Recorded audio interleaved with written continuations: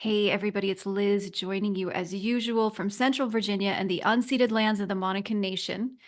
And as always, if you would like to know whose lands you might be residing on, please be sure to check out native-land.ca. There's a map of North America. Really, I think they've got the whole world there, but it's super helpful for those of us in North America. And I will put that in the show notes for sure. And I am so glad you're tuning in today. And if you are interested in learning more about the sacred feminine, there are many, many ways that you can do that, but there are a few in particular through me. You can check out my award winning book, Home to Her Walking the Transformative Path of the Sacred Feminine, which is available wherever you buy your books. You can check out the classes available via the Home to Her Academy. Going to keep rolling those out all year long in collaboration with some really great teachers. And you can follow me on social at Home to Her on Facebook and Instagram. I also have a pretty busy Facebook group by the name of Home to Her. And then you can check out articles and all the past podcast episodes at hometoher.com. So we'll put all of that in the show notes. And if you are a regular listener, I would love for you to leave a review of the show wherever you access it. It helps other people find this, which is great. Let's help us find each other in this information because Goddess knows it could definitely be more front and center in our culture. And as always, feel free to reach out to me with your thoughts and your comments, your feedback, your suggestions. I love hearing from you. Social is a really, really good way to do that. And okay, that's my spiel. Let's get on with the show. So I have a feeling many of you will recognize my guest's name today, although I just learned from her the way I was saying it in my head was totally butchering it. But I've been following her work for a long time, and it's such an honor to have her with me on the show today. So let me go ahead and introduce her to you now. Chelan Harkin's poetry journey began at age 21 on the heels of a traumatic event, a mystical event, and an unparalleled creative opening where inspired verse started to pour through her with very little need for editing. What a gift. Her experience with channeling the muse was profound and intimate, but also private. It took Chelan 12 years to find the courage to share her poetry with the world through her first self-published book, Susceptible to Light. This publishing journey that began at the end of 2020 has been something of a magic carpet ride, characterized by prayer experiments gone right, and has included some of the most awe-inspiring events that have completely shifted her way of relating to herself and the world. Her current published books include Susceptible to Light, Let Us Dance, The Stumble and Whirl with the Beloved, Wild Grace, and The Prophetess, The Return of the Prophet from the Voice of the Divine Feminine. She lives in the Columbia Gorge with her 7 and 3-year-old kids, Amari and Nahani. Since this publishing journey began, Chelan has traveled the country as an inspirational speaker, talking about mysticism as the path of opening the heart to embrace our wholeness. And she's joining us today from Lyle, Washington, near the Columbia River Gorge. Chelan, I'm so happy that you're here. It's an honor to have you with me. Thanks so much, Liz. It's really fun to be here with you. Okay, good. I think I got a nod from you, but just confirm, rookie move. Did I pronounce your children's names right? This is Perfect. yes. Perfect. Okay, good. Good. That's important Mhm. to me. First try. Sweet. Okay, I did better with them than your name. That's good. I told her in my head it was Chelan, which is, Chelan is so much prettier. All right. So if people who listen to the show know that I usually start in the same place, but I would always love to hear from guests about your spiritual background. And the reason that I ask about that is, first of all, I'm just curious, but especially when we're talking about the sacred feminine, I'm also curious about like what was it like growing up? Was it a helpful journey? Were there things that you needed to let go? So yeah, I'd love to hear you talk about that if that's okay. Absolutely. Yeah, that's one of the richest, I think, richest questions to ask somebody. It gives so much material and background, and it's a fertile subject. So Mhm. I grew up have you heard of the Baha'i faith? Yes, I have. Yeah, so I grew up in this small little town in the Columbia Gorge, a town of 300 or so in the Baha'i community. And it is such a trippy thing to grow up in a minority faith like that. Like the Baha'i faith began in Iran and in the 1800s. And it was a small community here, a really beautiful community, actually, of Baha'is happened to be in the Columbia Gorge, but quite small. And so as it is for many Baha'is in the United States, I didn't have a like a peer group really of to connect in that area of my life. And so it was a really interesting journey and very multi-layered, as it often is for people who grow up with faith, of just like there's so much that I've received from the Baha'i just perspective and inspiration and worldview. And like it's a very many Baha'i spaces are really are very encouraging in general and are very encouraging of creative expression. And so that was beautiful. And then just I think just navigating faith in the US where it's just a complicated journey. It's complicated to talk about. It's complicated to find genuine, authentic connection points with other people around this subject. So I think part of what was complicated about it for me was just needing more spaces to explore it. Honestly, the things I loved about it and the areas where I didn't resonate or understand, and just more permission to, yeah, talk about my love and my doubts and my questions and all of that.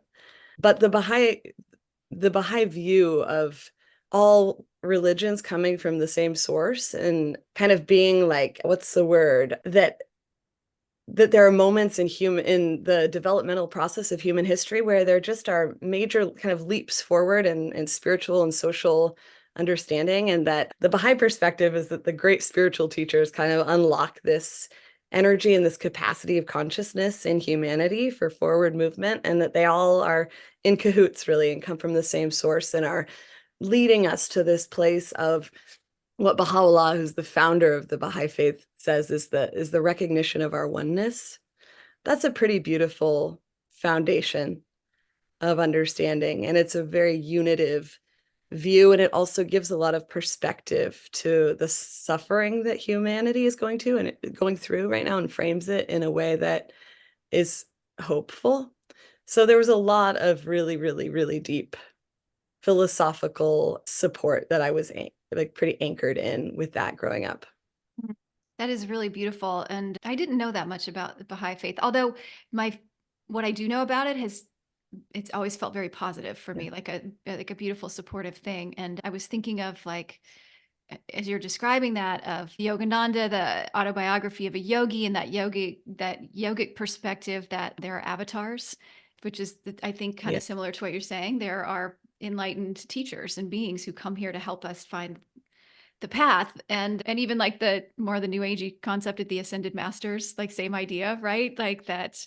And so I don't that really resonates with me. Like of course it all is emanating from the same source. I find that very, Hmm. yeah, very unifying, very Yeah. beautiful. Yeah. Yep.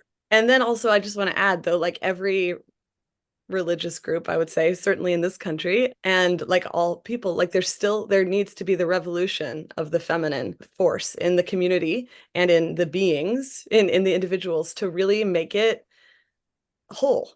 And Yes. so there was a lot of, like the philosophy of the Baha'i faith for the most part is so beautiful. And the community is still in its process, of recover, deconstructing some of its religious baggage, because a lot of Baha'is in the US came from Christian backgrounds. And so there's still just like in every community, we have to have the revolution of the feminine for it to be grounded and really aligned. Yeah. Well, yes, and I want to talk about that more, obviously, but one of the things that is kind of coming to mind as you were describing it is just the way in which when we put structure around something. And if you want to talk in gender terms of masculine, feminine, we can do that. I think we could take it out of that, but sometimes it's helpful, right, Mhm. for that framing. But when we start to put structure around things and dogma, and Yeah. it's almost like then it limits you by Yeah. nature, right? Yes. And then when you're Yes. talking about the divine, like, when you're describing like wanting more places to talk about love and like spirit and like all of that, you're like, it's kind of ironic, isn't it? That the boxes that we've created to help us relate to that also can end up cutting us off from it. Absolutely. And even if the ideologies are beautiful, if Yes. they're still at that ideological, if we're relating to life and God ourselves through that ideological framework, it's not satisfying Yeah. for one. And yeah, it blocks us from our own the wholeness of our being and the experience of what we're trying to do. And then there's a lot of performative ways, which, aren't bad and are understandable, or they can be harmful. But anyway, yeah, authentic relationship as opposed to ideological relationship with faith or with everything is everything, that Yeah. shift. Yeah. Yeah, for sure. Well, and then the other question that I always ask guests is, so tell me then how you found the divine feminine or how she found you, and feel free to if that language doesn't work for you, sacred feminine, Oh, it's all goddess, good. like whatever you Perfect. want. Yeah, you've yeah. Thank you. I'd love to hear how that unfolded for you. Okay. Oh, awesome. Great question. So, well, you've seen the movie Barbie, right? Yes, a few times. Love that movie.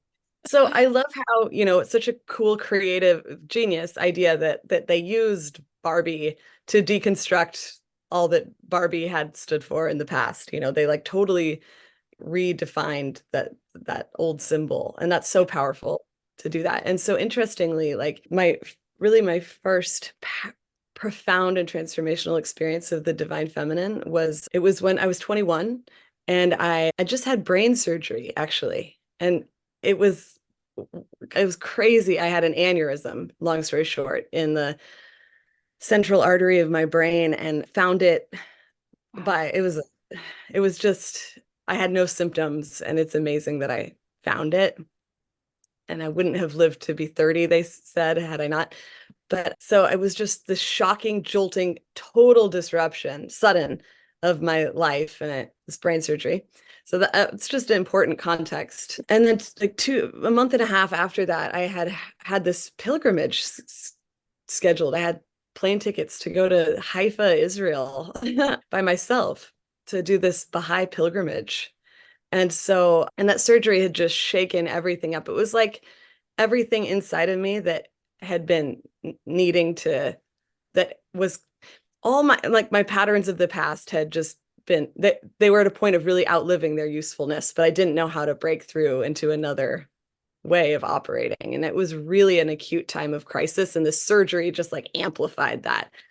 And so I was really in a place of needing like just permission, really, I feel, to enter this more authentic relationship, move from the path of maintaining a fragmented self to representing experiencing and sharing from wholeness. But I had no mentors, and I had really no examples of that at the time, and I didn't have access to any like healing arts that would help me get into that. And so I was just sort of using this old model of like, okay, I should do this religious pilgrimage and pray and ask and stuff like that. That was kind of all I had access to. And anyway, it's like the last day of this pilgrimage, we went to the prisons, Baha'u'llah's prison cell. And I had this very strange, potent desire to be there alone that didn't make any sense to me. And so we went into this prison cell, and it was a small cell, and there were probably 30 other people in there with me. And I closed my eyes and I opened my eyes, and everyone had left the space and the door was closed. And I hadn't heard any, commotion of anyone leaving. I had no awareness that people had left the space. I've never had an experience anything like this before or since. And I kind of opened my eyes and took stock, like, what the hell is going on? And was just filled with, I would call maybe like electric light, or it was like every cell of my being became an amplifier vibrating with this message, let us dance. And in true poetic form, like that concise phrase had such meaning. And it was like, and it had this authority to it, this beautiful, loving authority, that I could come to the divine and to my life with this from a place of dynamic, living truth. I could have a stumble and whirl with the beloved. And it wasn't just a nice message, like it really carried this energy of authority somehow that I could really trust and lean on, like without question. And it unlocked for the first time in my adult life this profound catharsis that was just so beautiful and was sort of woven with ecstasy all at once. This release, this surrender. It was my first experience of surrender. emotional soul level surrender. And in that moment, as energy was moving, like rippling through my being, it was like a piece of my destiny was also shown to me, that I would absolutely, without question, one day have a book called Let Us Dance, The Stumble and Whirl with the Beloved, which I now do. And that the way to access my authentic self and to express from that place, which was my absolute heart's inmost desire and real requirement for wellness for me, was to find a way to unlock and open so that life force, life with a capital L, could move through me and conduct my expression and my everything with and to just surrender to the and open to this wild grace. So that changed my whole life. And then and around that time is when poetry really just started to flow through me, as it still does today. Wow. Oh, I have so much. Yeah, and just I guess to wind up, like to connect the Barbie part, it Yeah. was like what I meant by that was like the Baha'i faith, while it was so important to me, it also represented it, like I was also coming at it from a place of like perfectionism and like old kind of sort of like Christian ideology about, I need shoulds, like a should based faith, and am I good enough, and like fear and all of that. So that was like this point of reframe into a whole new way, but using the same kind of platform for a transformational experience. Yeah. Well, and I assume that's what you're referring to in your bio when you said the traumatic event and a mystical event. Those were the two, right? Yeah, yeah, Well, it's so interesting I love hearing you describe this. I mentioned to you, and I know listeners, if you've been listening for a while, you probably heard me reference, or if you read my book, you certainly know that I had my own kind of spiritual awakening, which was very, very embodied. And something that I don't talk about in my book though, but I think I've mentioned here, maybe on a podcast before, is that this language of poetry started moving through me too. mm, And I used to write when I makes was a me want kid. to. Yeah. Yeah, Oh yeah, my God. I did it when I was like 12 or 13. I had a little Mickey Mouse notebook and I just, yeah, I'd go out in the woods behind my house and I would write these poems. And yeah, and then I was just like, yeah, gonna put that aside. I can't make money on that. It's not right, practical. So, and I'm not a professional and I'm not trained. So I'm not gonna exactly. do that. But this channel like opened up big time. And I ended up participating in a project called the 100 Day Project, which was you did a it was an Instagram thing, but you did like 100 days of any creative challenge.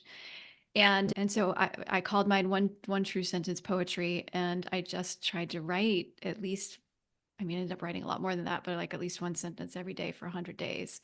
Cool. And it totally changed my life. So yeah, so I don't know when you talk about and it felt very divinely orchestrated. And that was the catalyst for me to leave the corporate job that I had and to start doing the work on the divine feminine Oh fully. my God, that is amazing. Wow, that's so beautiful. I thank you for sharing that. That is so cool.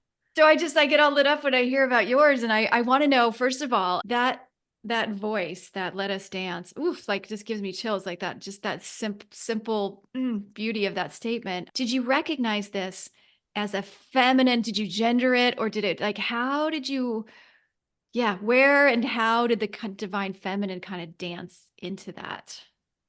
Yeah. Oh, good question. So the voice was, I would say, actually very masculine, interestingly, but it unlocked the feminine, like it gave permission, which is how I feel like it operates. I would say, the masculine force of like, in my experience of like of consciousness, you could say pure consciousness, like being willing to come in and connect and value what's in the body and to stay with it with love and stability and curiosity and value and presence, stay with whatever obstacles I'm encountering, and not judge them, not reject them, just be with them, is then what unlocks them and moves them from bound to free. And so that's how it felt. That was my first other level kind of profound experience of that. Does that make sense? Yeah, it absolutely makes sense. Cool. And you're writing, but you're not sharing it with the world for a long Yeah, time. really long time. Wow. So tell me about Yeah. that. And Well, what kind of what why'd you keep it under wraps and what gave you the push to get it out in the world? yeah, great question. Well, so in the bio, I think I said that like yeah, so age 21 was a big year. So there was this brain surgery and then there was this major like perspective shift through this experience I just shared. And then there was this there was a creative opening that needed to happen. And that was right as soon as I got back from this pilgrimage. I, similar to you in some ways, I decided to do an experiment where for 30 days I was going to allow myself to write a bad poem and I would share it no matter what. Because I still, like you have a mystical experience and that doesn't mean that you're there, right? Like that's such a huge, there's such a huge need to reframe that. Like this really untrue idea that like awakening is a one experience thing and then you're done with vulnerability and suffering Right. essentially. You're just getting started. That's where it begins. Exactly. That's when you get to go in.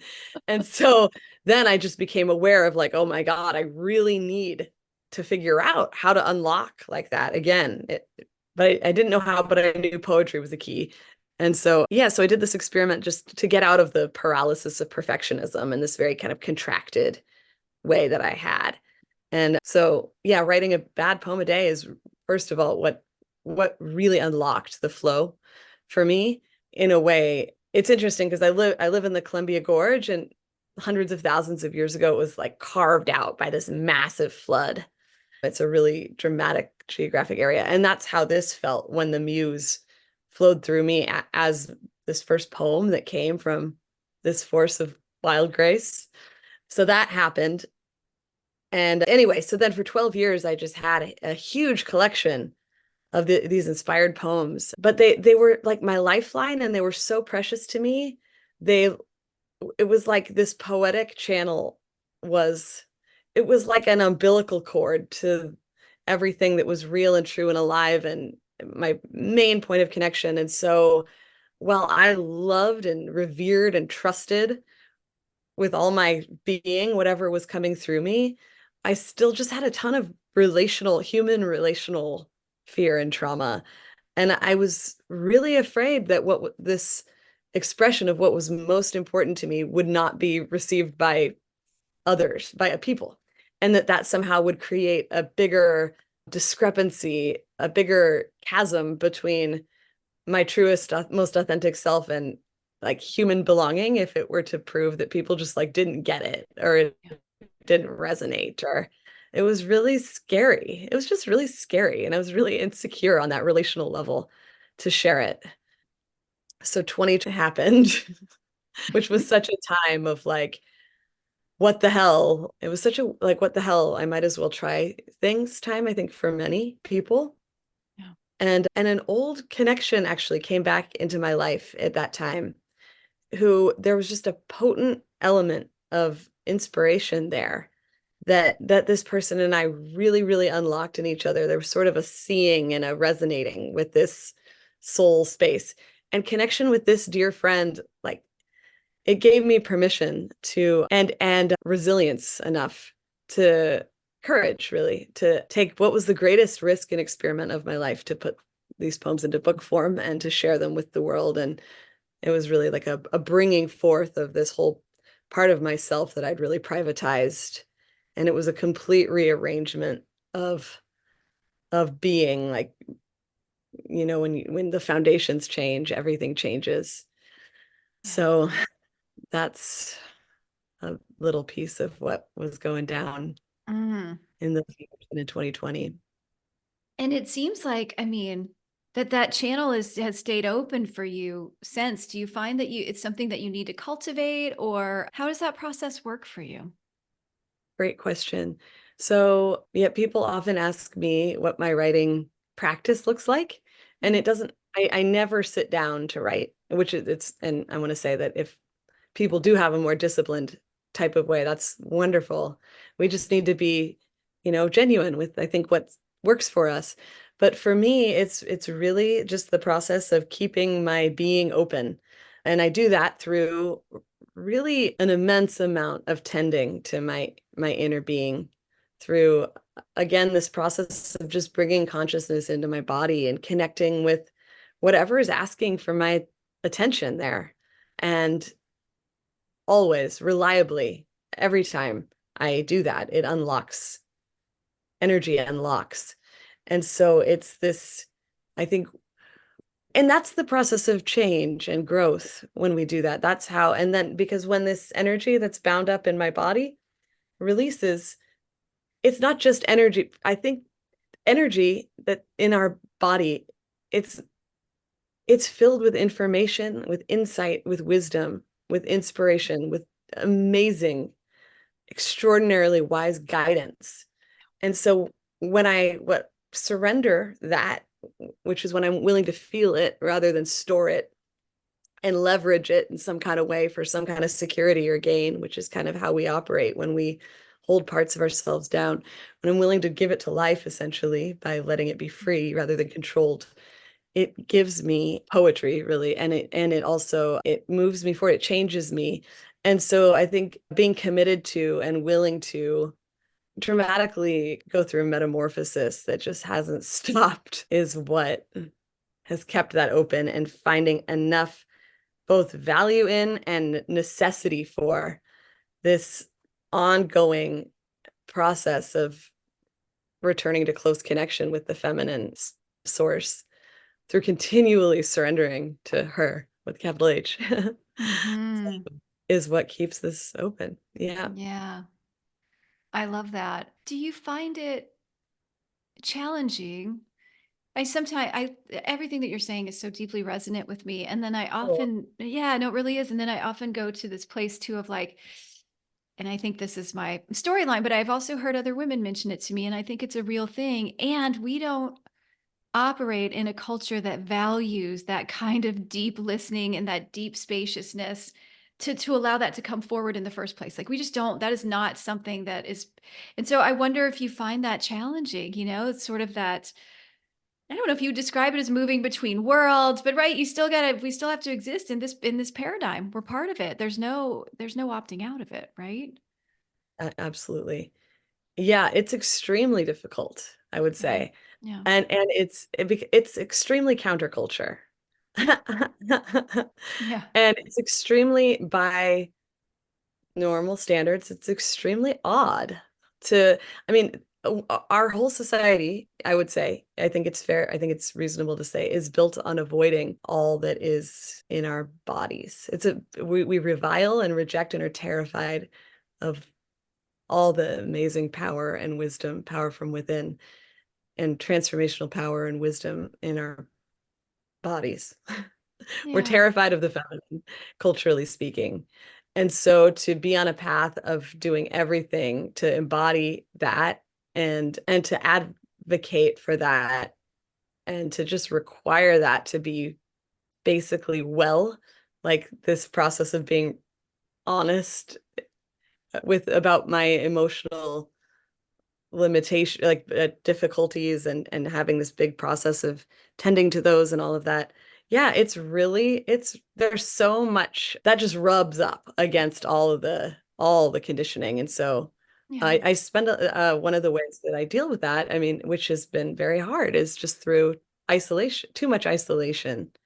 And so it's really, we need each other, because even just, we need to affirm, this podcast that you're offering is so valuable, because we really need to connect with people who are on this path, to encourage it, but also to remember that we're not alone on it, when we're so called to, by really deep conditioning, to operate in this way where there's just so much facade and so many walls and so many blocks to what's real inside of us. And so to any environment like the one you're creating is, it's really profoundly essential and revolutionary to create Mm. spaces like this.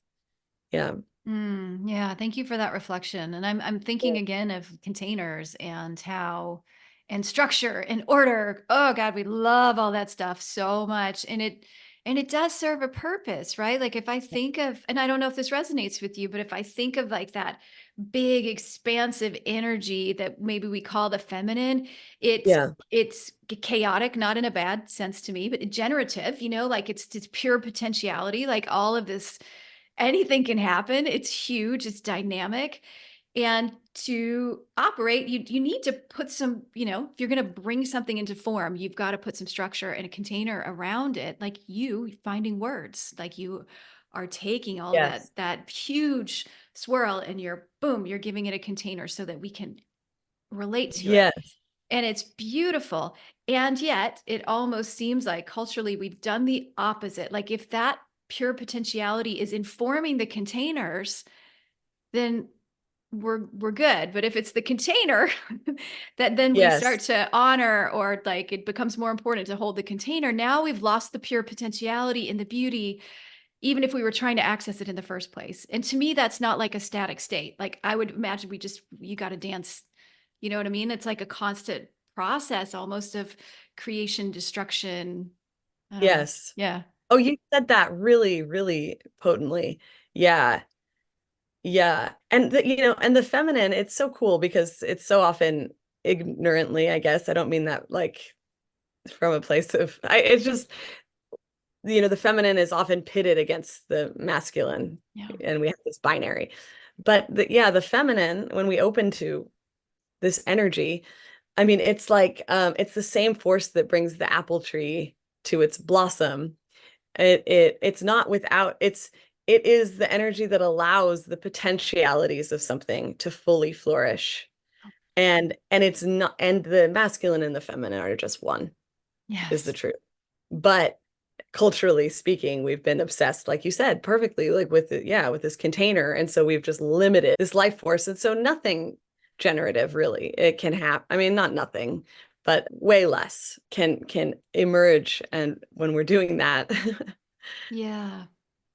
yeah. And so like when the apple tree, allows life to flow through it, it doesn't relinquish its structure at all. Its structure gets to become more than itself and give this gorgeous gift to the world that is filled with also this, iridescent or, beautiful anyway, gift of grace, like through the apple or the flower, it like, anyway, structure and and spirit, or structure and energy are absolutely in cahoots. Hmm. Yeah.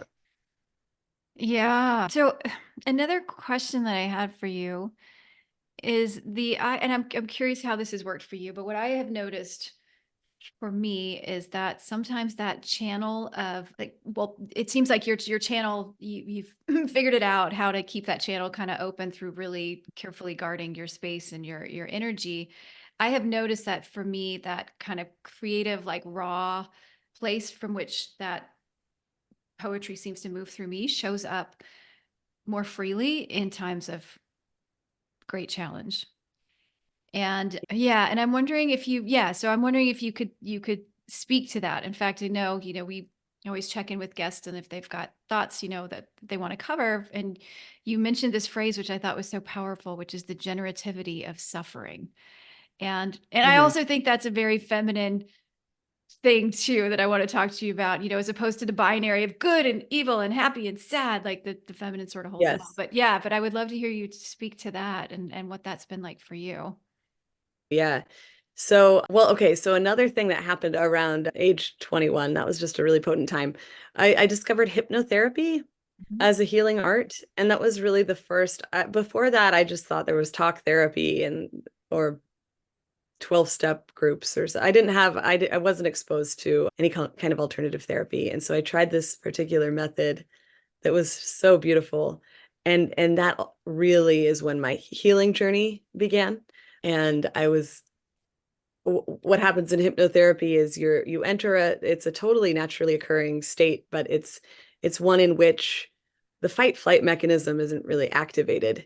And so you can really sink into really understanding what's going on at the deeper root of the patterns that are limiting us, without flinching, without this fear response to seeing that. And in that, that's kind of all it takes to really profoundly heal and unlock old patterns is going to the root of them with witnessing and presence and love.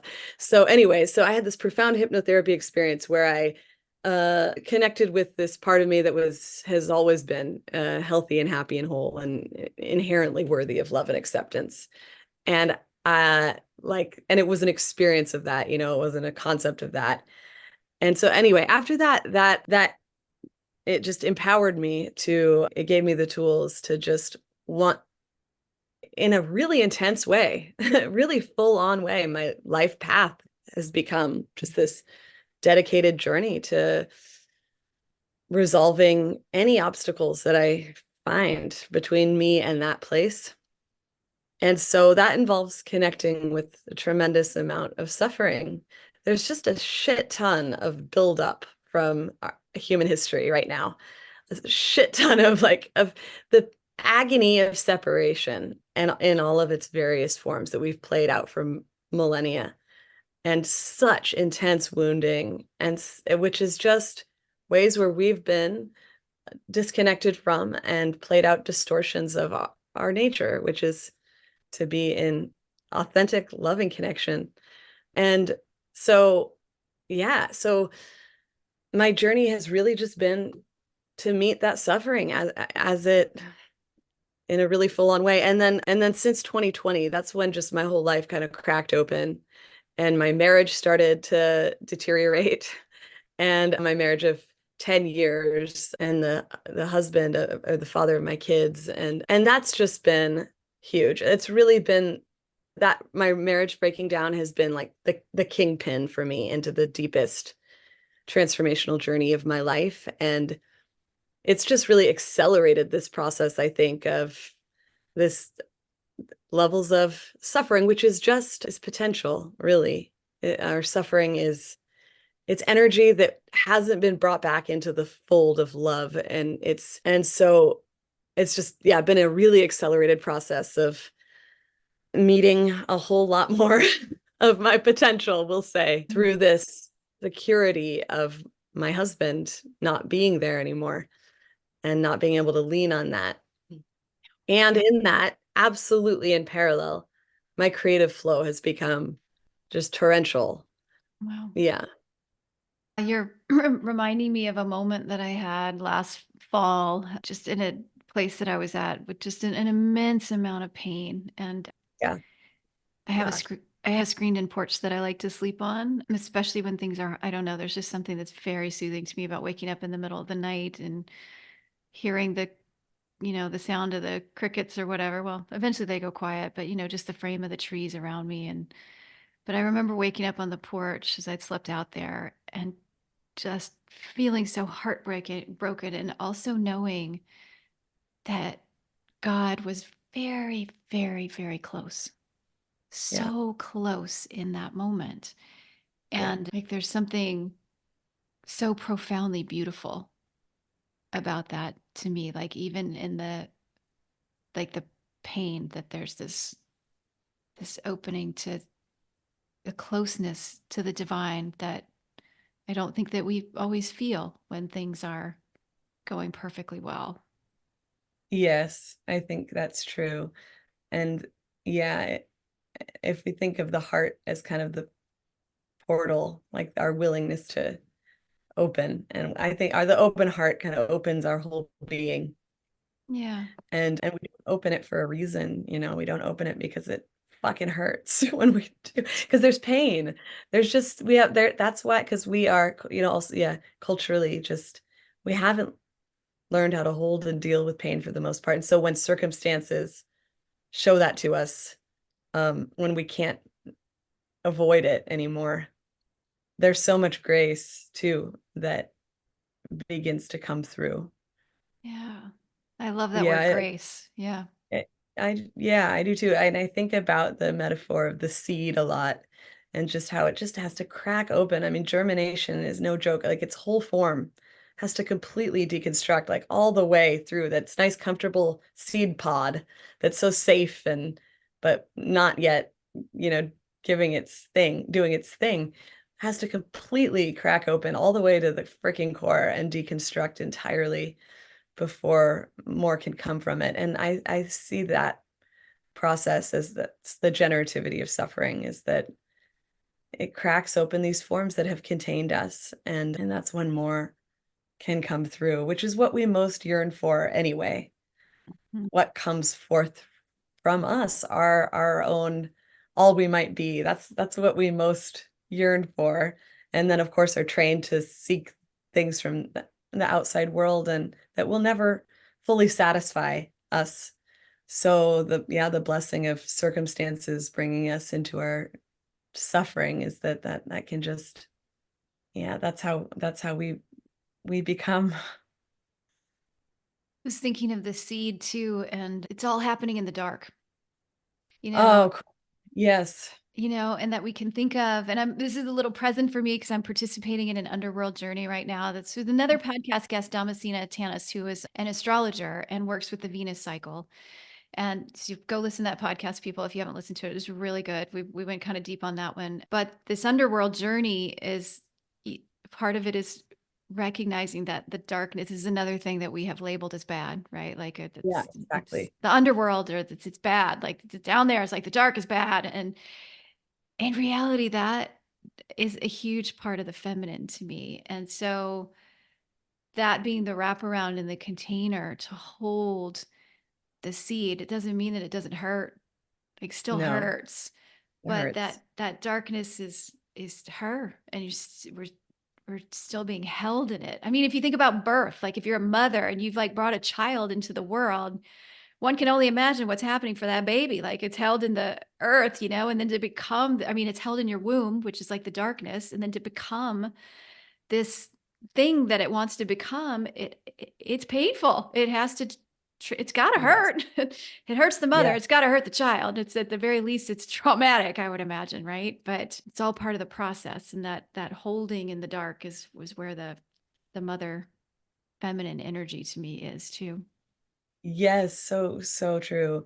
And just like you said, reframing that it's not, it hurts and it can hurt like hell. It can be excruciating, but that it's not bad. Yeah. And that when we receive it rather than resist it, like as we're so trained to do, to resist, then that such beauty comes Yeah. with it. Yeah. Yeah, for sure. Hmm. So much so. Mm. Yeah. Do you consider your words prayers? Like, what is prayer to you? And how do Oh, you, yeah, what does that mean to you? what does prayer mean to me? I think we're praying all the time. Mm. And that there are desires in us for security or for acquisition. And those aren't our true prayers. Our true prayers are beneath that. And there are prayers that life herself has placed within us to blossom. And that's one of the most profound concepts that I've been playing with in the last few years, is that the desires of the what I call in one poem, the great wild beloved, and what's most beautiful and joyful and opening and life-giving to us might just be one. And so, an old model of prayer is like, oh, I have to do what God wants, but it's not what I want, and God's boring, but I have to submit to what's boring, and like that, and what I should do, what's moral and right. And kind of morally, yeah. Anyway, so but that life force knows exactly, what, and that there's feedback of our own satisfaction and joy when we bring these things forth, and that life wants to support that, has been a really amazing journey for me. So I do feel like my prayer, I don't know. Yeah, my poems feel like a deep celebration of connection and reunion. But my journey with prayer has been a huge piece of this publishing journey. And at the end of 2020, I decided to do an experiment of just praying to my favorite dead poets for, like, specifically for marketing support, Wow. because this book, Susceptible to Light, I self-published it, and didn't have any contacts in the publishing world, but just more than anything wanted to be able to just basically to do this full time, and for it to have impact on people and have a wide reach. And that prayer experiment worked out in in ways that are just beyond belief. Wow. Who are you praying to? Go ahead. Who are your dead poets? At least one or two of them. Yeah, I want to know. good question. Okay, so Hafez, a mystical Hmm. poet from the I think 1700s, I should know this, but my primary poetic inspiration, Hafez, and then Khalil Gibran. Yeah. Yeah, and those were the two. Those were the chairmen of the A team, I called them, and I asked them to just go tap everyone and anywhere who could help me with this. And then yeah, so those were my two main ones. And then 2 weeks into this prayer experiment, Daniel Ladinsky, who's the man who has done all the renderings of Hafez poetry that have made him a superstar to the Western world, sent me an email out of the blue and was like, "Hey, Chelan, I saw your book. I don't reach out to anyone. I'm an extremely reclusive poet in Taos, New Mexico, but weirdly, I had this irresistible nudge to reach out to you. Congratulations." I was like, that was when like I describe it as the cork came out of my existence. Like that moment changed everything forevermore. And then I wrote back like with all sorts of like holy expletives, like, what the, bleep, bleep, bleep. Like, and I told him this whole story and shared a poem with him because I'd been in this communion with Hafez, this experimental prayer communion, and sent him a poem that felt very extra inspired by that source. And his email back to me was, "Well, there you go. And I've been looking for a poet to co-author a book with. You're the one. Let's do this." So then my Wow. favorite living poet and I started co-authoring a book, and he's endorsed me to the major publishing houses of the world. He had written the foreword to the extended edition of The Prophet by Khalil Gibran. And now I'm publishing The Prophetess, The Return of the Prophet from the Voice of the Divine Feminine with Penguin Random House because of this connection. And he's written the foreword to my book as well. So it's just been and that book, by the way, you all, is available for pre-order. And it would be so wonderful if you feel drawn to get it. Oh my goddess, that is such a story. Wow. Is, isn't that a story? I mean, it's good. I just need to talk about it because it's been so much to Ah, integrate. It's been so, yeah. it's so beautiful. Oh, Thank wow. you, Liz. It's wild. And just such a testament to like to you like opening that channel and saying yes, and and like you're not alone, and like the beautiful like co-creative energy. It's just so mystical and magical and wonderful, and also Yeah. incredibly normal in a way. I think if we know how to do this, like, right, and you the devotion, I don't know if you use that word, but the devotion that you've given Yes. to yourself and to that creative process, Yes. being the output feels like, well, yeah, of course, but still it's freaking amazing. It's freaking amazing. I think you said, yeah, it's like, it's freaking amazing. And it's like, it does feel like the most natural, but in a wild way thing ever. And it's the most easeful too. This whole creative journey, it's been like, I don't know, it's been excruciatingly painful in that I'm burning through so much. Yeah. But there hasn't been any push with it. I'm not forcing it at all Yeah. to move along. I'm not being strategic about I'm not like, it's just completely conducted by this wild grace is all I can say. And it's been beyond belief. And I'm still like in kind of like I shock, maybe is the word, about how this is all played out. Amazing. Wow. Yeah. Well, and I know we're almost out of time, but I want to ask you, just tell us a little bit, because I'm so in love with the title of your latest book, like the prophetess. Like, can you say Yes. a little bit about the inspiration of that? And then I'm going to put you on the spot. We didn't talk about this, so if it's a no, it's Yes. okay.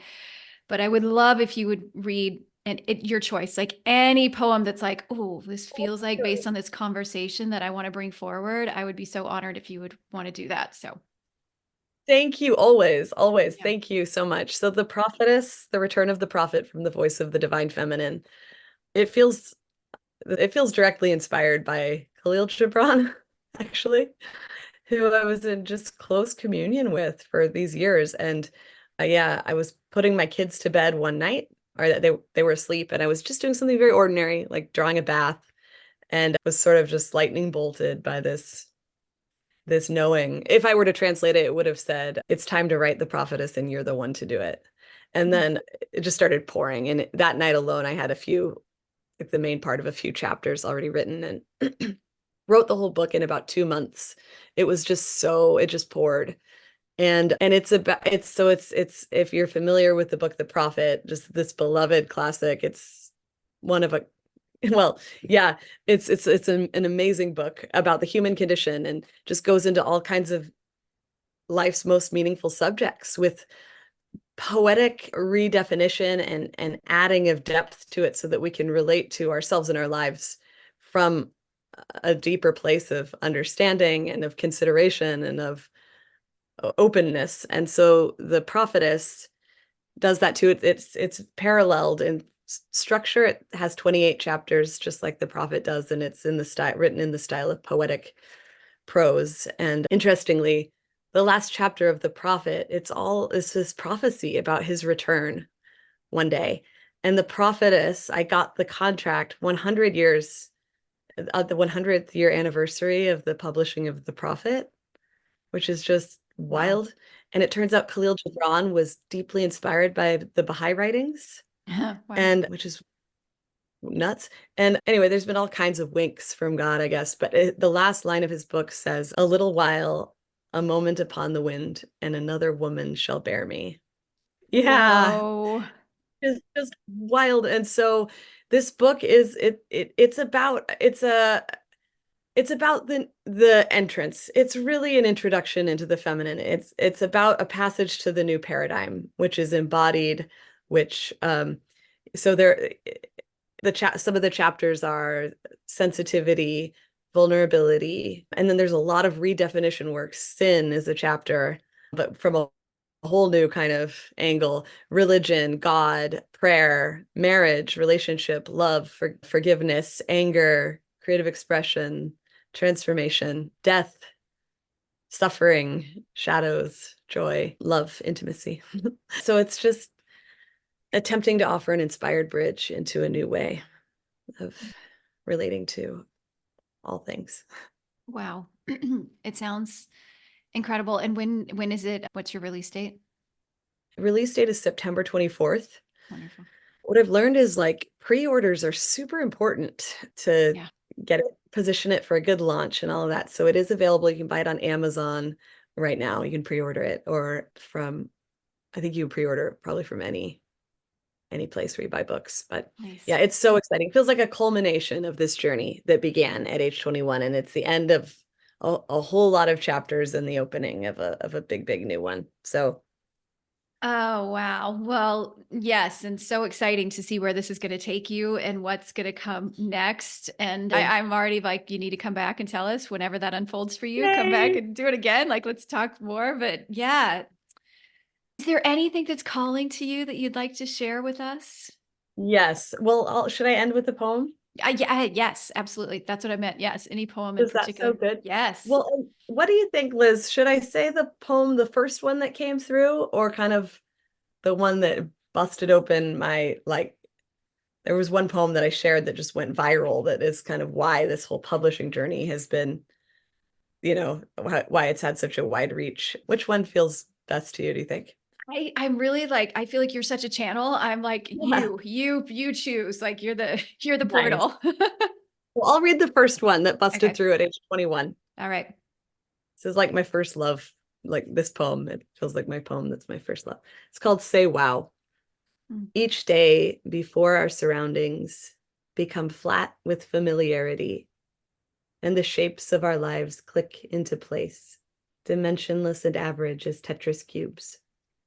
Before hunger knocks from our bellies like a cantankerous old man, and the duties of the day stack up like dishes, and the architecture of our basic needs commissions all thought to construct the four-door sedan of safety. Before gravity clings to our skin like a cumbersome parasite, and the colored dust of dreams sweeps itself obscure in the vacuum of reason. Each morning, before we wrestle the world and our heart into the shape of our brain, look around and say, wow. Feed yourself fire. Scoop up the day entire like a planet-sized bouquet of marvel sent by the universe directly into your arms, and say, wow. Break yourself down into the basic components of primitive awe, and let the crescendo of each moment carbonate every capillary and say, wow.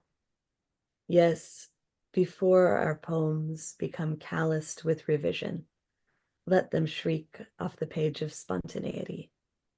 And before our metaphors get too regular, let the sun stay, a conflagration of homing pigeons that fights through fire each day to find us. Wow. Thank you. Thanks so much, Liz. That was the first word that came up. I'm like, yes, Nice. wow. Oh, Oh, cool. Well, I enjoyed this so much. It felt so good talking with you. Thank I you. know. You too. I feel like the time just flew by. I'm so grateful for your time and your energy and your gifts and your willingness to say yes and to share this with all of us. It's so beautiful and powerful. So, so much gratitude to you. Really Yeah. great to know you, Liz. Thank you. Yeah. Thanks to everyone who listens to this. Appreciate Yeah. And so if people want to find more, and I'll put it in the show notes, but website or Facebook, how should they find you? Yeah, so I would say connect with me on Facebook. I share yeah, usually daily. I'm pretty active on that in that space, so that's a good Okay. way to stay Okay. in touch. Yeah. Awesome. And Yeah. I'll make sure that's in the show notes. Yes. And thanks to all of you listeners as always. It's a joy to be on this journey with you. I love knowing that you're out there and that you're listening and that your heart is cracking open in similar ways as mine around this subject. It's beautiful to know that we're not alone. And if you like the show, you can subscribe to it, you can leave it a favorable review, you can tell all your friends about it, you can do all those things if you feel so inclined. And until next time, take such good care of yourselves. Say wow. And yeah, we'll be with you again soon.